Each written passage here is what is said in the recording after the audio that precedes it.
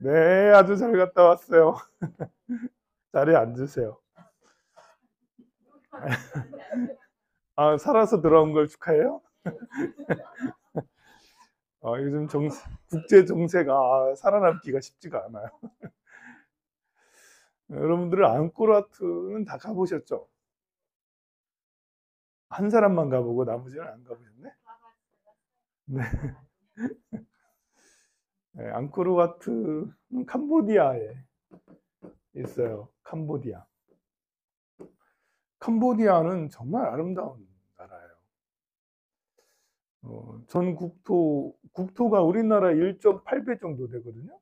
1.8배. 이, 하여간 1.8배 정도 돼요. 남한의 1.8배. 그런데 국토의 한 70%, 한 80% 이상이 평야예요, 평야. 그리고 황토예요, 황토. 여기가. 평야지대고 황토지대로 거의 대부분 이루어졌어요. 너무 멋지지 않아요? 그리고 연평균 온도가 뭐 27도, 뭐 27도, 8도, 30도 막 이래.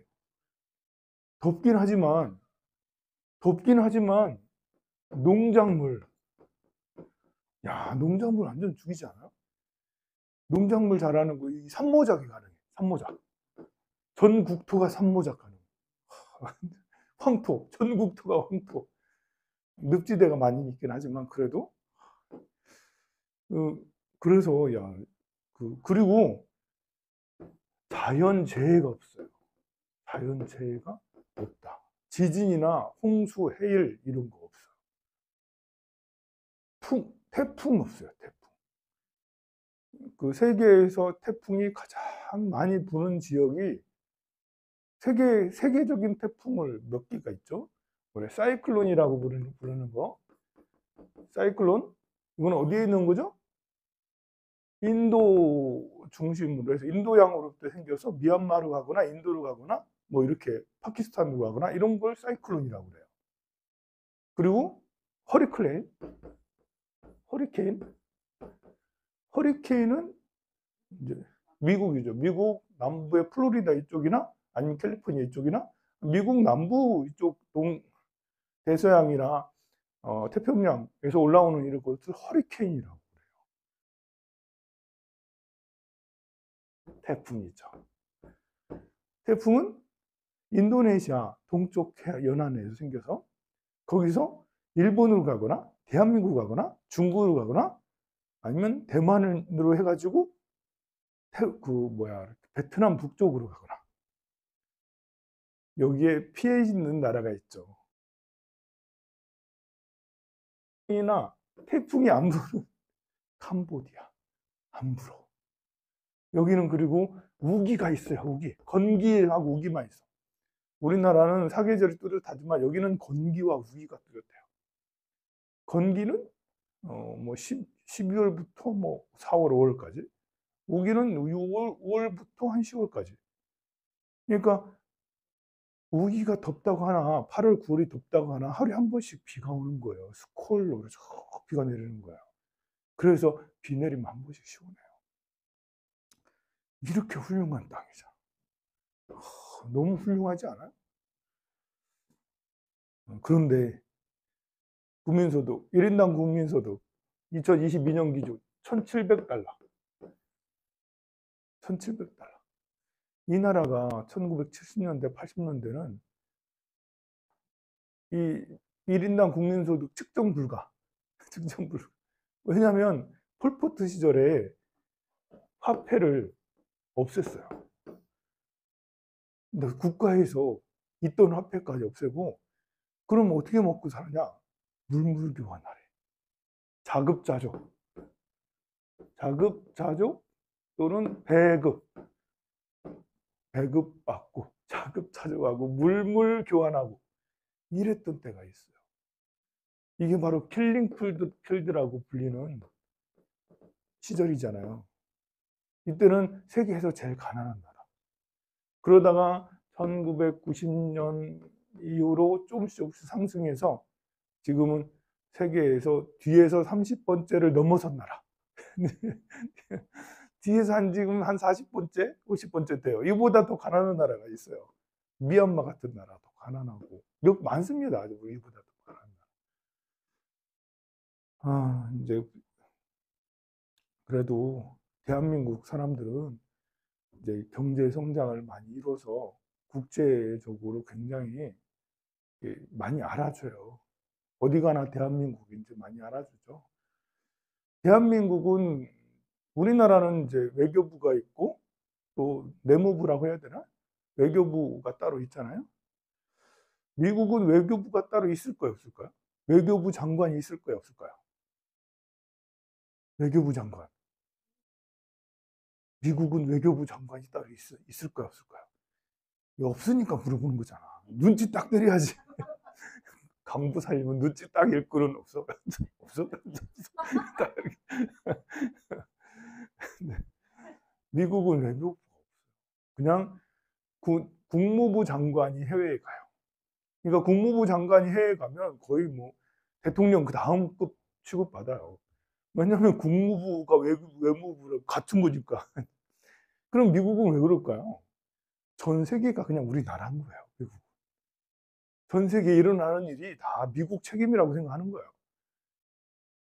뭐 캄보디아나 우리나라 무슨 일 생기면 미국 의회에서 법 만든다니까? 대한민국은 어떻게 해야 된다라고 법 만든다니까. 우리나라에 관련된 법 만들고 중동에 관련된 법 만든다니까요. 미국에서 의회에서 아프리카 무슨 일 어느 나라에서 뭐 이디오피아에서 무슨 일 생기면 미국 의회에서 법 만든다니까. 자기네 나라가 아닌데도 거기가. 그거는 그만큼 월드와이드적인 생각을 갖고 있기 때문에 그래요.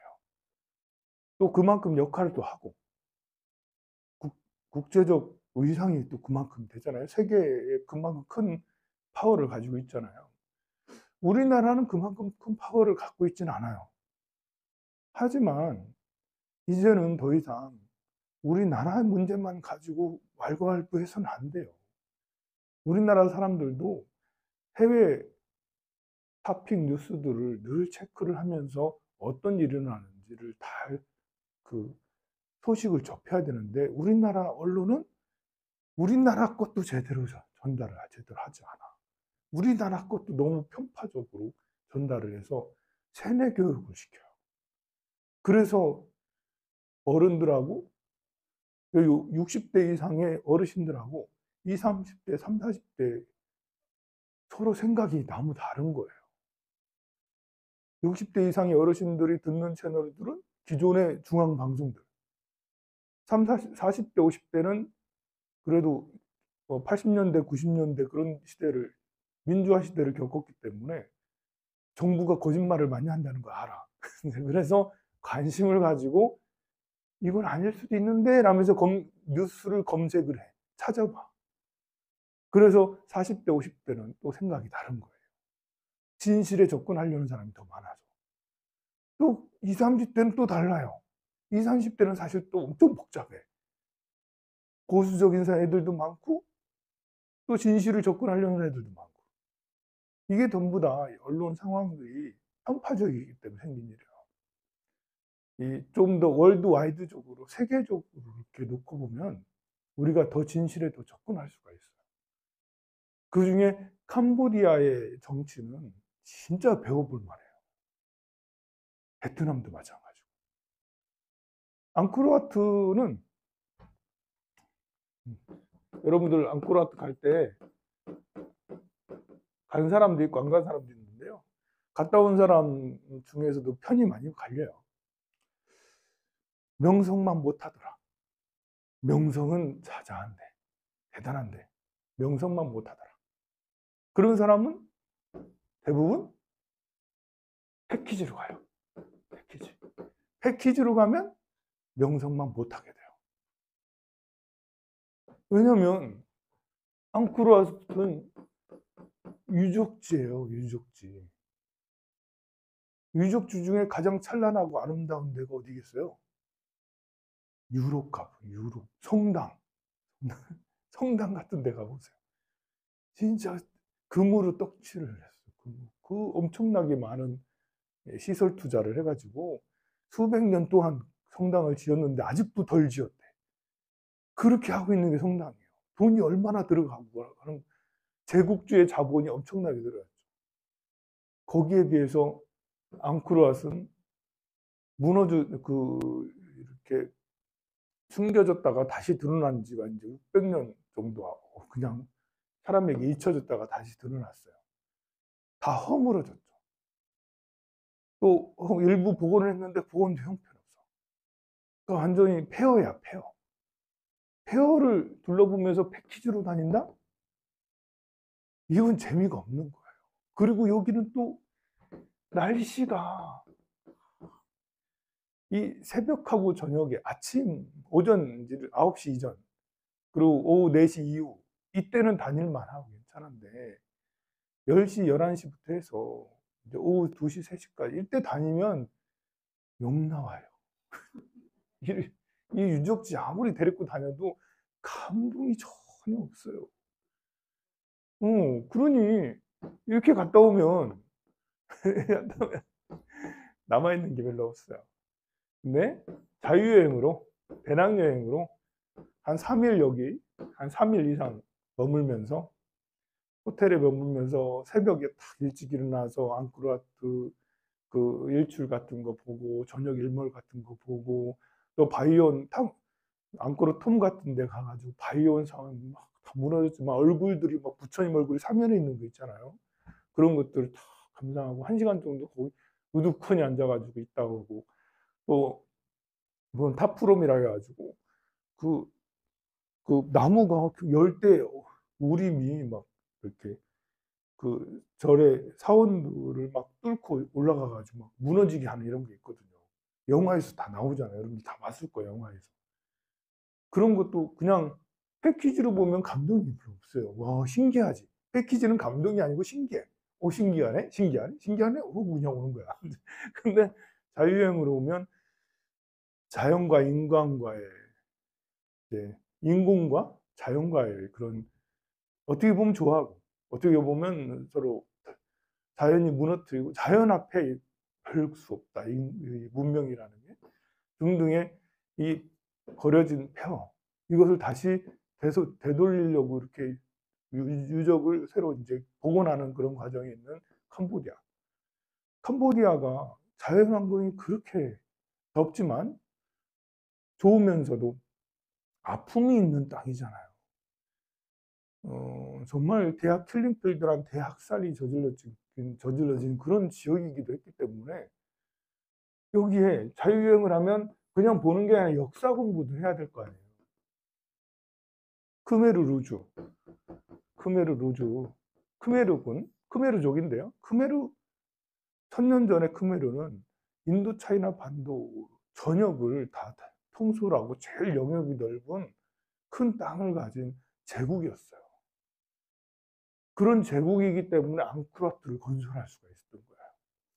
지금 포크랭 이중비를 가지고 건축을 한다고 해도 1년 가지고 되지가 않아요. 한 5년, 10년 걸려야지 이 앙코르와트를 할 수가 있어요.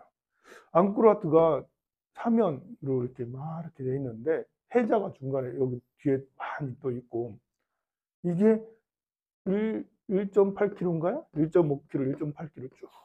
그러니까 돌로 된 10m, 30m, 높이는 이제 제일 높은 데는 67m예요. 근데 사면 제일 가해로 이렇게 해도 높이가 한 20m 정도 되거든요. 여기를 1.8km, 1.8km, 1km 넘게 사방으로 돌로 쫙 해서 건축물을 쌓아 올렸거든요. 지금 해도 대역작인 거예요. 그런데 1000년 전에 했다라는 거잖아. 돈이 얼마나 들어가? 시간이 얼마나 들어가? 그리고 이걸 37년 만에 지었다라는 거잖아요. 이 건축 기술, 이 직사각형으로 이것이 춘분추분에는 요 꼭대기가 이제 쭉쭉쭉 있는데, 꼭대기 중에 제일 높은 여기로 꼭지점이 딱 해서 거기에 태양이 딱 춘분추분에는 이렇게 일출과 일몰이 되도록 돼 있어요. 온갖 설계가 네모나게 딱 해서 그 측정을 해보니까 지금 1000년이 지난 지금도 오차범위 10cm래요. 저도 건물을 지어봤잖아요. 이 건물이 지금 뭐 좀 각이 좀 이상하게 되긴 했지만, 이거 지을 때 우리 그 사무장께서, 그때 사무장님이 건물이 좀 삐뚤어졌다고, 선생님 미안하다고, 죄송하다고, 삐뚤어졌다고, 이상하게 안 맞네요. 이게 철골 건물이잖아요. 철골 건물이면 우리나라 건축술이 좋다고 그러잖아요. 그런데 건축 눈에 보이는 만큼 삐뚤어졌다고. 그래. 근데 1.5km가 넘는 이 굉장한 건축물을 오차 범위가 10cm 이내라는 건, 그 당시에 측량술이라는 게, 크메르 루주가 미개인들이 사는 곳 아니었나요? 우리가 생각할 때 인도 차이나 생각을 해보세요. 여러분들이 로마나 그리스 이런 데를 생각을 해보면, 야, 충분히 그럴 수 있겠다. 이집트 명성이 자자하니까 충분히 오차범위 10cm 이내로 다 할 수 있겠다, 다 생각을 해요. 그리고 뭐 잉카 제국도 하도 유명하니까 잉카 제국도 그럴 수 있나? 뭐 하면서 이제 그렇게 하죠. 그리고 중국도 워낙 대단하니까. 우리는 이렇게 그 아시아의 캄보디아 이쪽에 밀림 속에 키도 조그만하니 거기에 무슨 수학이 있고 과학이 있고 무슨 건축술이 뭐가 있겠나, 그런 생각하기 쉽잖아요. 그런데요, 이런 앙코르와트라는.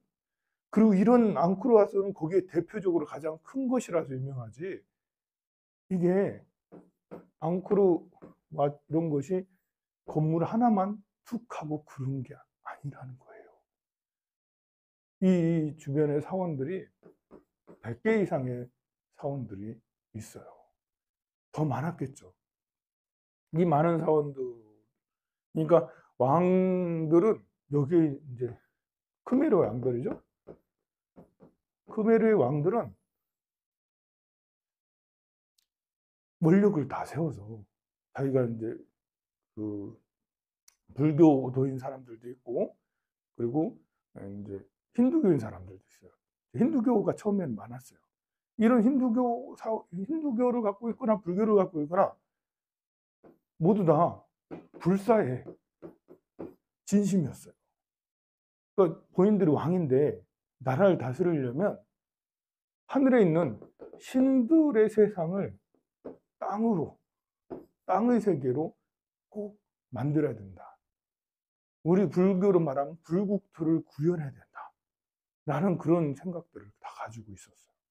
그러니 건축물, 자기들이 가지고 있는 그 인력하고 재력을 총동원해서 왕이 바뀔 때마다 새로운 사원 또 짓고, 우리 어머니를 위해서 또 짓고, 우리 아버지를 위해서 또 짓고, 또 나를 위해서 또 짓고, 이렇게 해서 계속 지었기 때문에 앙코르와트 같은 이런 거대한 건축물도 나왔어요.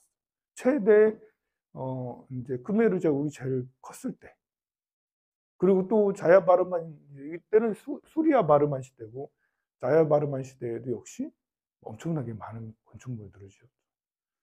그래서 이 지역의 크메르라는 민족은 한때 날렸다. 우리 대한민국 하면서 대한민국 지도를 그릴 때 남한 지도 이렇게 조금만하게 안 그리죠. 우리가 제일 자랑스럽게 여기는 거는 역대 국왕 중에, 세종대왕도 그렇지만 더 올라가면 광개토대왕 이러면서 고구려 땅 그릴 만큼 다 그리면 이만큼 몽고에 있는 여기까지 쫙 해가지고 이만큼 우리 땅이었다 이러면서 이렇게 얘기를 하고 그러는데, 사실 광개토대왕은 이쪽 만주 위쪽은 사실 별 필요가 없는 땅, 별로 의미가 없다고 하면 안 되지만 상대적으로 곡창지가 아니라 여기 얼마나 지금도 추워. 지금도 올라가면 만주 지역은 사실 우리 지금 조선족이고, 우리 조선 일제시대 때 우리 국민들이 여기에서 이주해가지고 그 척박한 데를 다 밭농사 짓고 또 개간해가지고 만든 땅이에요. 그게 보면 중국인들은 별로 관심 없고, 여기 어떻게 살아? 이러면서 그런 데를 정복했고, 곡창지대가 아니잖아요. 그러니까 뺏고 뺏기고 싸움이라는 게 크게 의미가 사실 당시에는 없었어. 이쪽으로 내려왔다면, 북경으로 해가지고 밑으로 내려와서 이쪽 산동지방, 뭐 산서지방 이쪽 지역을 뭐 광개토대왕이 정복을 하고 했다면, 이거는 진짜 전쟁이다. 이건 진짜 전쟁. 왜냐면 이쪽으로 황하강 유역이기 때문에, 황하강 유역은 정말 곡창지대가 많거든요. 근데 여기는 황하강 유역이 아니잖아. 고구려 정복했던 데는. 근데 크메르 지역은 아까 말했잖아요. 전국의 80%가 황토라고. 또 시엠랩의 톤레사 포수라고 우리나라 경상도만한 호수가 있어요. 거기에는 고기가 차고 넘친다. 지금은 그렇진 않겠지만 옛날에는 고기가 그렇게 많은 어량이 풍부했다라는 것이죠. 그러니 그 위에 이제 태국 시암족이라고 하거든요. 태국 시암족, 베트남의 참파족, 이쪽 크메르족 서로 각축전을 벌여요. 서로가 서로 땅을 가지려고 그렇게 크메르는 지키려고 또 넓히려고. 크메르 대제국 때는 이제 넓히려고 했으나 나중에는 이제 정치적으로 불안정해지면서 지키려고 밀리고 계속 그랬던 역사가 있었어요. 그렇다면 우리 캄보디아, 우리가 우습게 보는 캄보디아, 크메르 이쪽 사람들은 한 칼이 있다.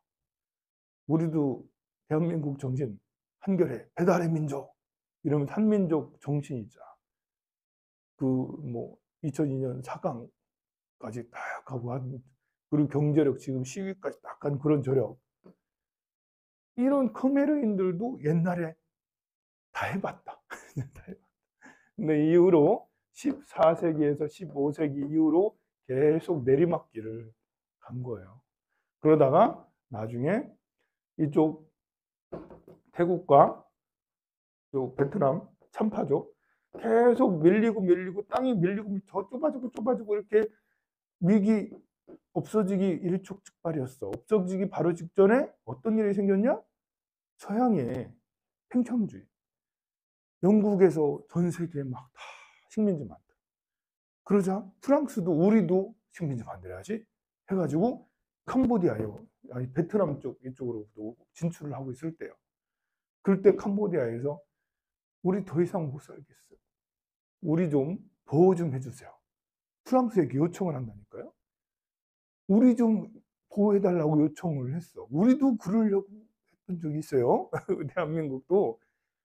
누가 그랬더라? 대한민국도. 그래, 이승만 대통령이 미국에게 우리 식민지 시절이죠. 우리가 우리를 지킬 힘이 없으니까 미국이 좀 우리를 보호해주고 지켜주면 좋겠다. 그렇게 얘기했다가 이제 그 당시에 이제 독립운동하던 그 백범 선생이나 김원봉이나 누구 이런 사람들한테 엄청 까였어요. 무슨 소리를 하냐고 지금. 우리가 독립을 쟁취해야지 막 그랬던 적이 있습니다. 하여간에 그런 생각을 가진 사람들은 시대에 따라 점점 나타나게 돼요. 더 올라간 우리나라의 이제 임진왜란 시절에 이순신 장군을 감옥에 넣었던 왕이 이름이 뭐죠? 선종. 선종도 피난을 저 의주까지 가가지고 의주에서 명나라로 넘어가겠다고, 압록강을 넘어서 넘어가겠다고 왕이 신하들한테 그렇게 얘기를 하는 거예요.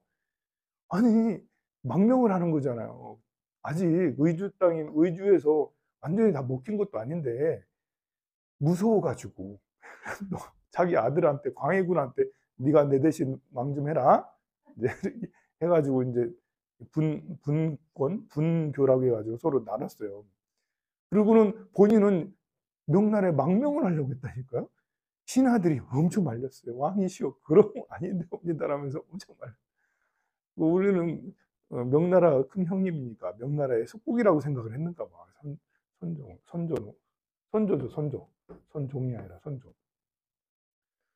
그 캄보디아도 프랑스의 식민지가 돼요.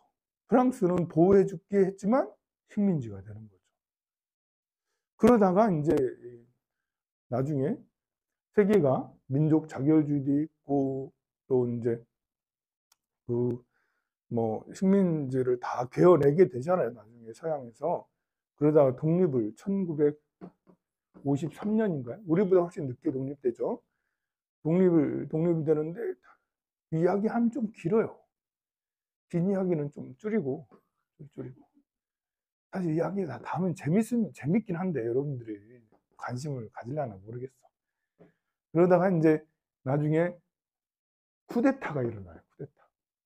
여기 왕이 있고 총리가 있고 어쨌든 정부가 들어서 입헌군주제 해가지고 사실 이야기 다 하고 싶거든요. 근데 공양 시간이 다 돼서 다음에 자세한 이야기는 일단 줄거리만 얘기하고 자세한 이야기도 들어볼 만해요. 재밌어요. 보면 쿠데타가 일어나는데 그때 이제 론놀 정권이라고 론놀 정권 쿠데타가 일어나요. 여기에 그 사이에 53년에서 70년도 쿠데타인데요. 그 사이에 누가 등장을 하냐면 폴포트가 등장을 해요. 1960년대 초에. 폴포트는 서양의 유학까지 갔다 옵니다. 프랑스 유학까지 갔다 와요. 그리고는 거기에서 공산주의에 굉장히 큰 감명을 얻죠.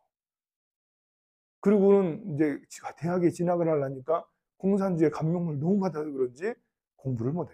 그래가지고 학교를 들어가지 못해. 그래서 또 고국으로 돌아와. 그 53년인가 그때 돌아오거든요. 아이들 가르치다가 폴포트가 이제 그때 이제 공산당을 가입하게 되고 거기서 게릴라전을 시작해요. 정부 부정부패가 너무 많다. 벌써 이 론놀 정권이 70년대 쿠데타 일으키기 전부터 정부가 좀 문제가 많았거든요. 그러니까 쿠데타가 일어나게 되고 거기서 계속 게릴라전으로 확장을 하고 있는데 이 론놀 정권이 집권하면서 이 폴포트의 쿠데타 세력은 여기에 있던 전 왕이 시아누크라는 왕이 론놀 정권에 피해서 중국으로 망명돼 있을 때거든요. 마오쩌둥하고도 친하고 김일성하고도 친해. 캄보디아가 북한하고 친한 거 다 알죠. 그 사람은 몇 년도에 캄보디아 갔다 왔어요? 그때 갔을 때 북한 식당 갔죠. 그 북한 식당 유명해. 저도 혼자 갔는데도 하도 유명해서 가봤거든. 그 패키지로 간 게 아니라 혼자 그 20년 전에 혼자 갔었거든요. 북한 식당 나도 갔거든.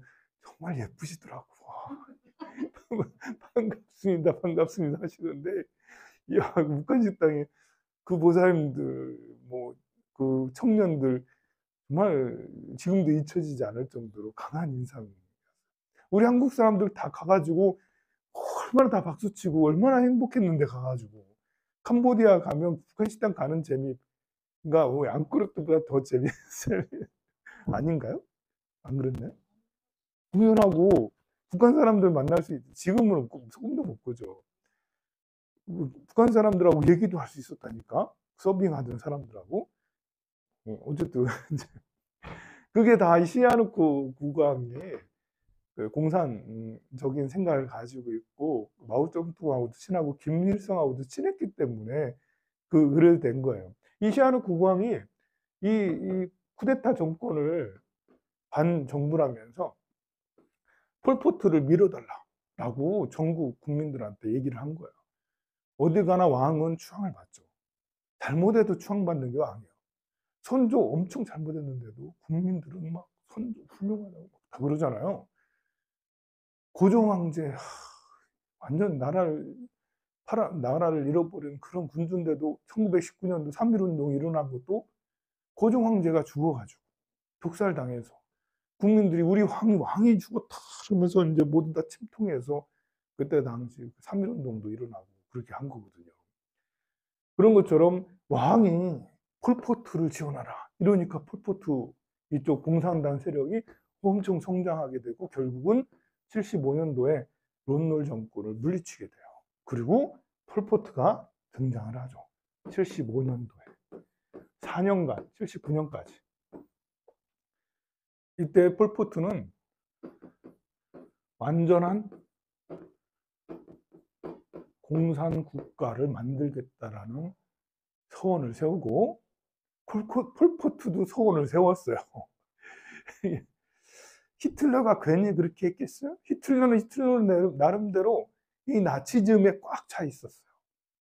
그런 나치즘에 꽉 차 있으니 600만 명의 그 유대인들도 학살할 수가 있는 거예요. 진짜 이 생각이라는 건 참 그렇습니다. 이 완전한 공산주의가 뭔 줄 알죠? 공동생산, 공동분배, 평등하게. 사실 완전한 공산주의는 불국토예요. 불국토지. 완전한 공산주의. 부처님 이름으로 같이 다 봉사하고 같이 나라도 먹고 같이 서로 행복하는 거. 이상사회죠, 이상사회. 완전한 공산주의는 이상사회를 말하는 거예요. 근데 우리 사회주의하고 공산주의랑 서로 다른 거 알죠? 사회주의하고 공산주의하고 같은 거 아니에요. 공산주의는 정말 이상세계를 말하는 거고, 이상세계를 가기 위해서 약간의 이제 압력, 독재 이런 것들은 필요하다. 기존의 질서 잘못된 걸 뽑아내고 이렇게 하고 변경하고 하는 데는 독재나 강압 이런 것들은 약간 독재나 이런 것들은 필요하다. 왜냐하면 금방 이상세를 만들 수 있는 게 아니기 때문에. 그래서 뭐 프롤레타리 혁명들이 필요하다. 프롤레타리 혁명. 노동자들이 칼막스가 얘기했잖아요. 노동자들이 혁명을 일으켜가지고 그래서 정복을 시켜야 되는데, 그러려면 부르주아를 처단해야 된다. 처단해야 된다는 게 말이 돼요? 내가 사회를 만드는데 여기 여러분들 중에 누구는 거짓말하고 이상사회를 만들어야 돼. 거짓말한 얘는 감옥 보내거나 아니면 사형시켜. 그래야지 이 착한 여러분들의 이상사회가 만들어져. 맞는 말이에요? 틀린 말이에요? 아니잖아요. 그잖아요. 아니, 거짓말하고 도둑질한 이거를 처단하고 없애. 그리고 거짓말하고 도둑질한 사람이 때로는 부자가 돼. 야, 이거 부르주아는 다 그렇게 된 거야. 라면서 그것들을 다 없애. 이런 것이 사회주의적 개념인 거예요. 그래서 사회주의를 조금만 공부하면 공산주의를 해서는 안 되겠다. 사실 자본주의도 공산주의로 가고자 하는 거예요. 여러분들, 우리 복지국가라는 게 뭐겠어요? 복지국가가 이상국가가 되는 거잖아요. 이상국가. 공산국가가 되는 거예요, 본래는. 지금이 공산이라는 게 이상한 말로 돼버려서 그렇지. 그런데 이거를 완전한 공산주의를 위해서 폴포트는 지금까지 한 거는, 폴포트가 존경한 사람이 누구냐면 스탈린하고 마오쩌둥이에요. 마오쩌둥이 한 것 중에 대약진 운동이 있거든요. 대약진, 참새잡기 하는 뭐 이런 거. 대약진 운동에서 완전 중국 인민이 한 4천만 명이 그냥 골로 갔어요. 굶주려가지고 죽은 사람 엄청나게 많습니다. 완전히 실패했어요. 대실패를 했어요. 그런데도 폴포트는 75년도잖아요. 이거 전 세계적으로 실패한 거야. 스탈린도 40년대, 50년대 잘못해서 우크라이나 사람들 한 1,000만 명 이상 죽었다 하잖아요. 우크라이나 사람들이. 스탈린 때문에 죽은 거예요. 우크라이나 사람들이. 그리고 러시아에 치를 떨고 하는 이유가 스탈린이 이런 정책을 써가지고 우크라이나 사람들이 그렇게 많이 죽었기 때문에 아직도 남아있는 거예요. 그러니 이런 완전히 실패한 정책인데도 불구하고 폴포트는 내가 하면 돼. 스탈린하고 마오쩌둥 왜 실패했냐? 너무 약하게 나갔어. 세게 나가야 되는데. 인민들을 숨 쉴 구멍을 주고 자유를 주면 인민들은 생각이 다르게 흘러가. 자본주의로 흘러가. 좀 더 세게 나가야 돼. 더 억제하고 더 조밀하게 이 공산적 이런 정책을 써야 돼. 그래가지고 이제 도시 사람들은 모두 다 공산주의, 아니, 자본주의에 물드는 사람들이다. 그래서 도시를 해체를 해요. 당시에 프놈펜은 이제 동양이 파리였었거든요. 동양이 파리였다라는 그 도시가 프놈펜이었어요. 인구가 250만 명이었다고. 1970년대 중반만 해도. 근데 뭐 시골에서 다 이주해가지고 계속 미군이 계속 폭격하고 해서 이제 그것 때문에 이주해서 오긴 했어도, 그래서 도시에 있는 사람들은 자본주의에 물들었다. 또 교사, 경찰, 또 이렇게 지식인, 기자, 뭐 이런 그 사람들 모두 다 이제 그 자본주의에 물들었다 해서 도시의 사람들을 모두 다 나가게 해요. 프놈펜에 있는 사람들에게 모두 다 프놈펜을 하루 만에 벗어나라. 사람들이 안 나가니까 미국이 폭격 때린다, 이런 말까지 해가면서 나가게 했어요. 못 나가는 사람, 안 나가는 사람 막 쏴 죽이고. 말이 되냐고. 이상사회를 건설하는데 나가라고 하는 것까지 이해가 가. 나갈 수도 있지. 도시를 벗어나서 농촌으로 돌아가라, 이렇게 하는 거 그럴 수도 있다라고 해. 근데 안 나가는 사람은 다다다다다다다 따발총으로 빠바박 학살을 했다니까요. 말이 되냐고. 그게 사회주의야. 그게 사회주의, 공산주의. 그래가지고 이제 그렇게 해서 그 강제 이주를 시켜요. 수백만 명이 이주를 하면 전부 다 난민이 되지. 그리고 이제 그 시설을 만들어서 같이 공동 생산, 공동 분배 같은 걸 합니다. 모두 다 여성들은 단발머리로 만들고요. 까만 옷을 입게 하고, 신발도 폐타이어로 만든 그 스리빠 이런 거 신게 하고, 그렇게 해가지고 이제 공동 생산, 공동 분배를 하는데, 농사가 잘 지어졌겠어요? 잘 지어지지 않았겠지.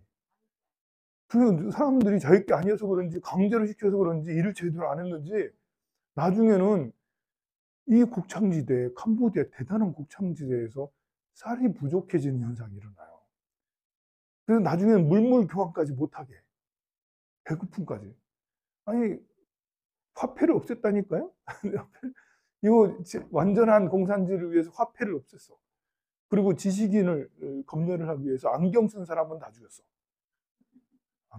보살 안경 쓰셨네? 지식인이시래? 심지어 책 같은 거를 이렇게 상대에게 딱 주고, 책을 받아서 딱 표기하면 제대로 펴잖아요? 죽였다니까? 지식인이라고. 글을 읽을 줄 안다고. 글을 헬로우 하면 딱 뒤돌아보면 죽였다니까? 영어를 할 줄 안다고. 그런 식으로 해서 죽은 게 전 국민의 4분의 1을, 150만 명, 200만 명 가까이를 그렇게 한 것이 킬링 필드예요.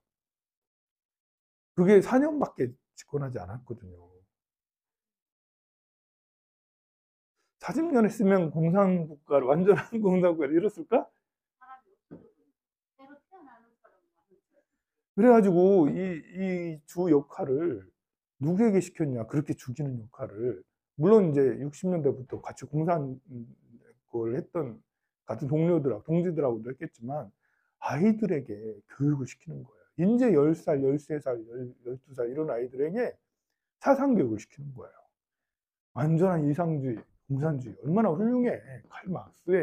대단한 칼막스의 공산주의를 계속 주입을 시키잖아요. 그러니까 얘들이 눈이 돌아가서 자기 아버지를 죽인다니까요. 자기 아버지, 어머니를 죽였어. 옛날 마오쩌둥의 그 문화혁명 때도 그랬거든요. 애들을 교육시켜가지고 청년들에게 일어나라 이러면서 청년들이 집에 가가지고 자기 아버지를 고발해.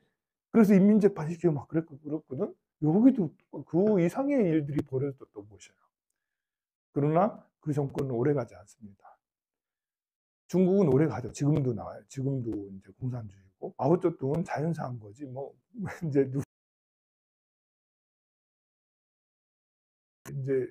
정치를 잘못한다는 것이 79년에 베트남을 침공해요. 영토 분쟁으로 인해서. 당시 베트남은 74년인가요? 75년도에 베트남 이제 미국하고 전쟁이 끝나잖아요. 그러니까 미국하고 전쟁이 끝났으니까 얼마나 그 군사력이 단단해. 미국을 보냈잖아.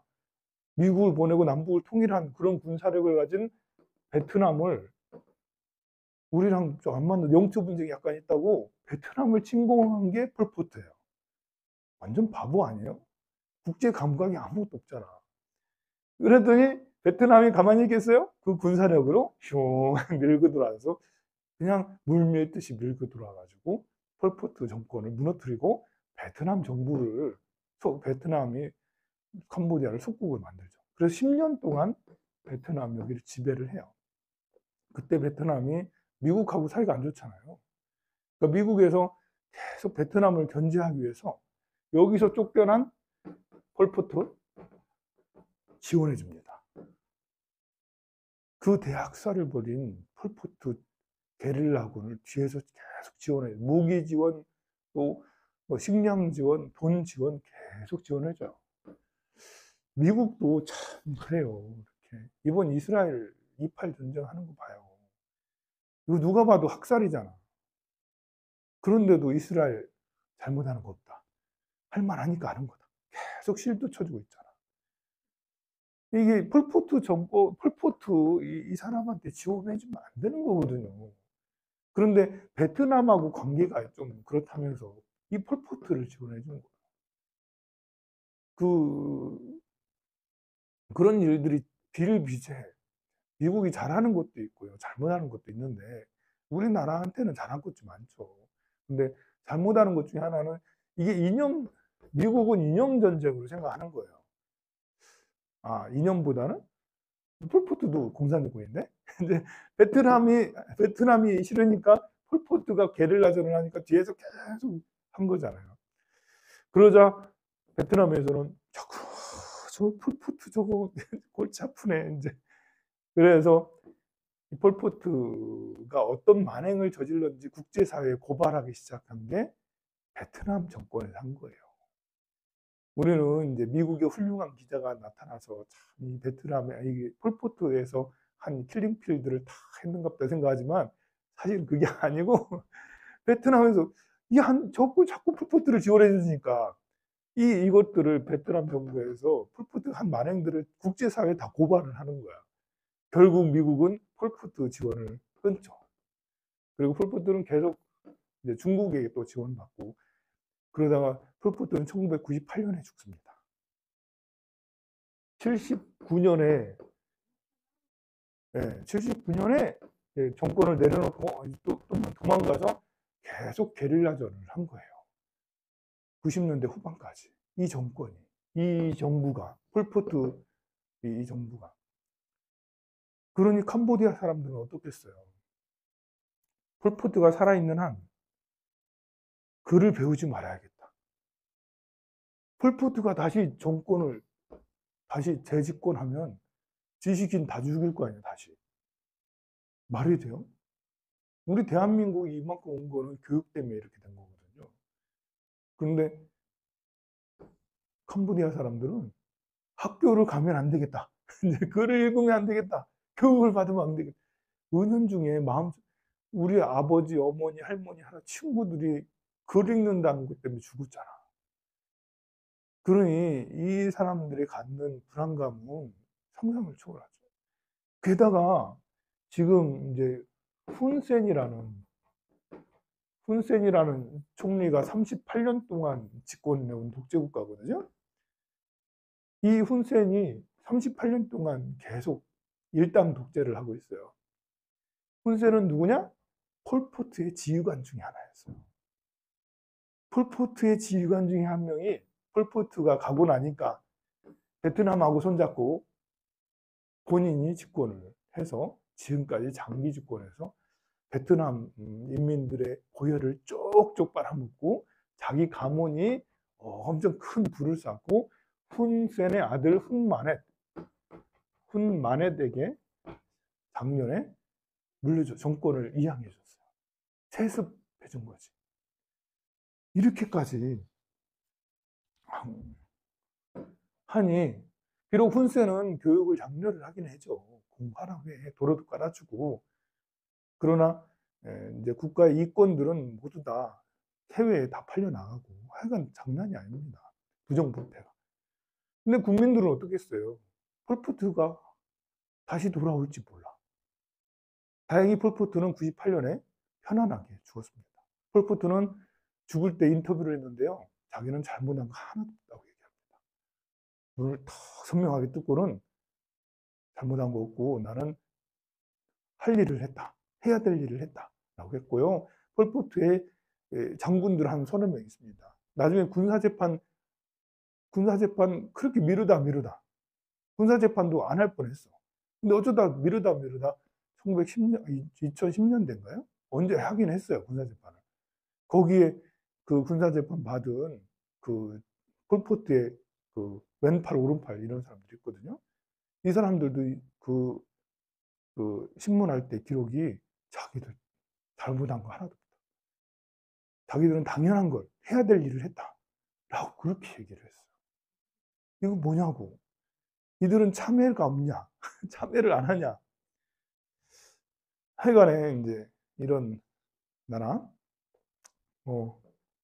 여러분들 앙코르와트를 간다면 마음이 복잡할 수 있어요. 꼭 패키지를 가더라도 나 혼자 온 것처럼 밀림 속에서 폐허 속에서 이런 걸 음미하면서 크메르 루즈의 대단했던 그것과 그 캄보디아의 근대사 이런 것들을 조금 기억을 하면서 이렇게 하면 정말 캄보디아 여행은 그 어떤 세계 다른 나라에서도